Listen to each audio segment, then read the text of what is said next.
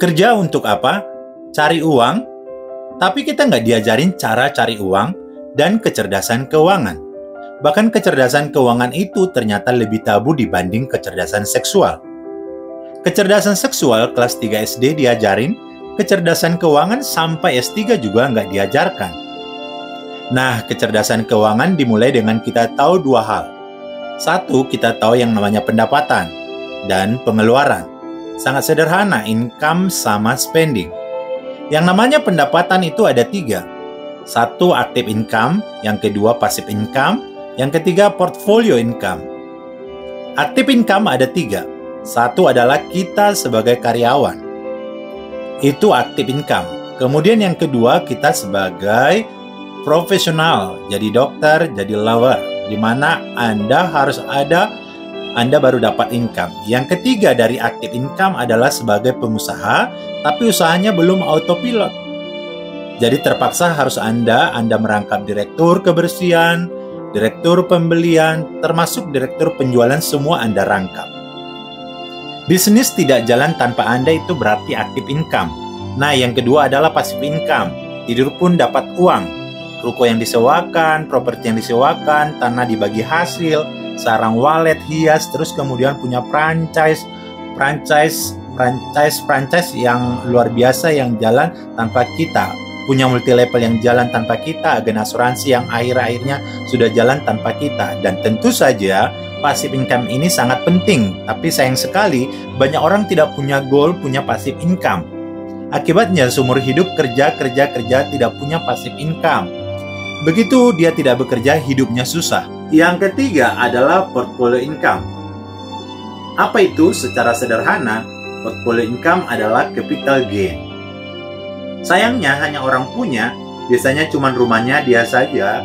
Kalau rumahnya dia saja yang terjadi, ya rumahnya meningkat.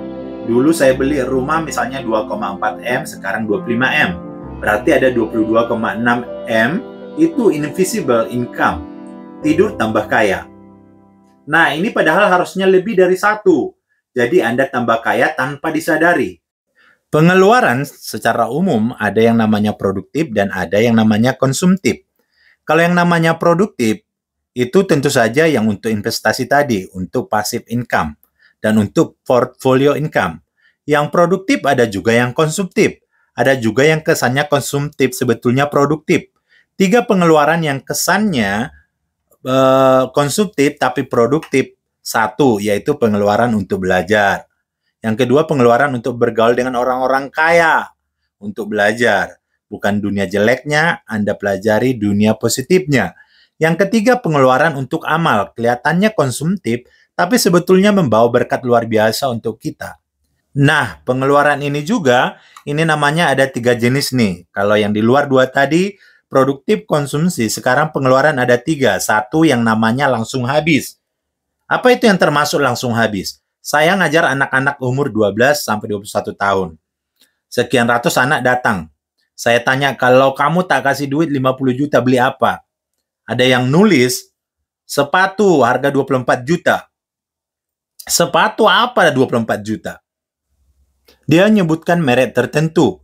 Patung ketinggalan. Keren itu patung.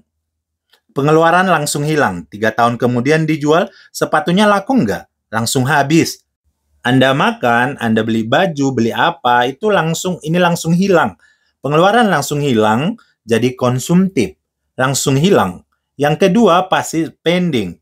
Apa itu passive spending? Anda langganan macam-macam gitu ya, yang tidak Anda pakai. Termasuk karyawan tidak produktif. Kemudian Anda beli mobil yang sebetulnya tidak harus setiap bulan harus keluar bensin keluar. Ini semuanya passive spending. Tidur pun tetap harus Anda keluar. Ini berat, saya sangat menghindari ini. Kemudian yang ketiga, itu adalah invisible spending. Tidur pun Anda dirampok tanpa Anda tahu. Contohnya harga mobil. Misalnya saya dulu beli mobil 2009 Mercedes Class 1.850.000. Begitu tahun lalu, saya menjual jadi 350. Hilang 1,5 M. Untungnya saya belinya pakai passive income, jadi aman. Jadi gini pelajarannya adalah begini, selama Anda belum punya income, saya bilang seperti anak-anak kecil tadi, negara ini bangkrut, rakyat-rakyatnya miskin, kenapa? Karena belum punya income, sudah pintar boros-boros. Yang kedua, banyak orang miskin, tetap miskin karena baru aktif income, sudah kebanyakan gaya. Menurut hukum fisika, hukum alam ciptaan Tuhan, gaya sebanding lurus dengan tekanan. Kalau hidup Anda kebanyakan tekanan, berarti kebanyakan gaya. Jadi begini, boleh nggak kita gaya?